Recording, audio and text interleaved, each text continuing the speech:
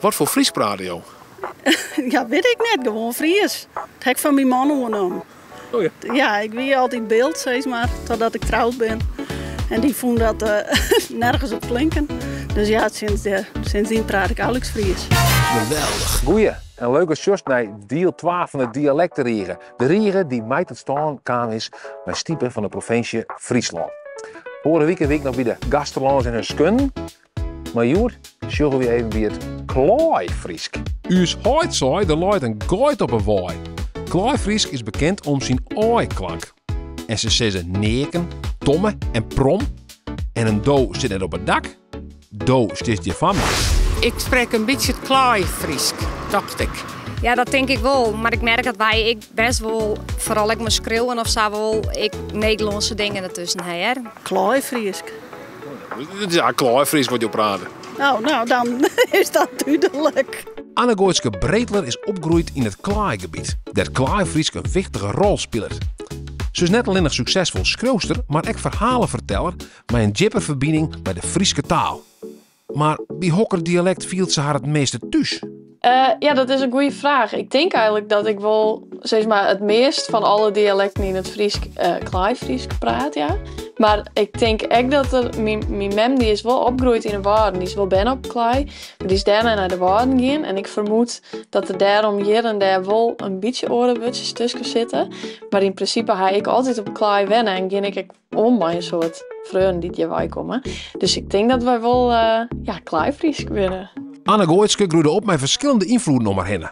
Wat haar taal een eigen kleur jouwt. Maar hoe klinken die verschillen in de praktijk? Wat mij opvalt, ik ben dus nooit in Mollegat. En hier zeggen mensen dan ook heel vaak gas, in plek van gas bijvoorbeeld. En ik zou dan zelf ook gas zeggen, maar dan, ja, gas is wel nog wat roeger of zo. Dat vind ik dus echt zo moeilijk wordt. De kleur geel. Nou zeggen ze geel, maar eigenlijk van mijn mama kant zeggen we geel. Maar dat is volgens mij meer wat ze in de Waarden zeggen. Maar dat ik dat yes zeg, dat vind ik dan toch raar. Dus dan probeer ik dat wel echt heel duidelijk als geel te benemen.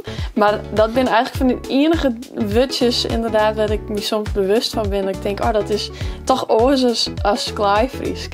Ja.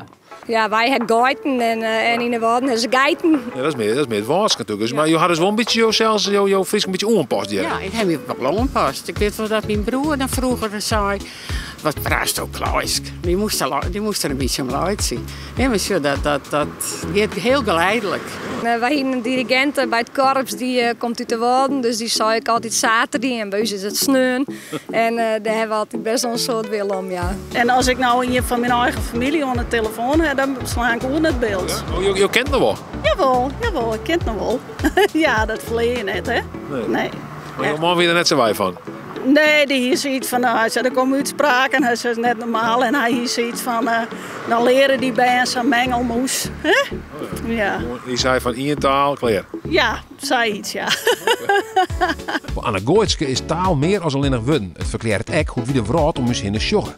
Elk gebied had zijn eigen wijze om dingen te beschrijven en zo ontstaan verschillende uitspraken van dezelfde werkelijkheid. Dus wij gaan hier Achterdiek bijvoorbeeld. Dus zij dus ja, we moeten aan nog wel even Oerdiek zeggen volgens mij, maar wij zeggen ze dan Achterdiek. En zij haast wel meer van die hele typische bewoordingen die is eigenlijk oors net zinkomst als hier, omdat dat ook gewoon de omjouwing is die het dan heel erg uniek maakt. Dus daar ben je een eigen woorden voor of zo.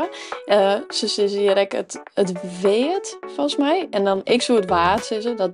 Dus dat maak ik me dan net zo eigen dat ik het weet is. Maar dat is blijkbaar toch een soort correct een oren manier om dat te bewudgen. En ik denk dat dat gewoon alles uit te staan heeft maar die tegen de omjouwing die categoriseren wordt in taal. En ik denk dat het wel uitmaken had. Nou praat ik weer Frieske. Friesk als doe ik in Amsterdam studeren. Want dan wie ik toch echt mijn proto-Nederlands aan het praten. En vooral dat ik dan Nederlands probeerde te praten zonder Fries accent. Ik weet niet waarom wat ik dat deed, maar dat weet toch een skoftje. Dat is nou weer helemaal omdraaid. Dus ik kan nou in één keer weer zo'n L erin. Dus dat ik dan... dat is wel heel duidelijk waar we rondkwamen. En ik denk dat wel maar uit te staan had dat ik nou hier weer wen. Wat Anne Gooitske hier beschreeuwt is hoe taal uw identiteit vormt. Voor haar is het Fries de basis. Nou is de vraag, wat is die favoriete taal of dialect? Laat het weten in de comments hieronder. Like en deel deze video. En als die van de Gasterlons nog net zien hast, stuur dan ik vooral even waarom. Goed naar weekend. Geweldig. Die zei van Ian taal, klaar. Ja, zei iets, ja. Maar die komt uit het zuidwesten. Dus dat is, die Hinskun en Stul en nou ja. Dat hebben we net doen aan? Nee, dat hiet een Oostwol. Ik zal maar een beetje normaal praten.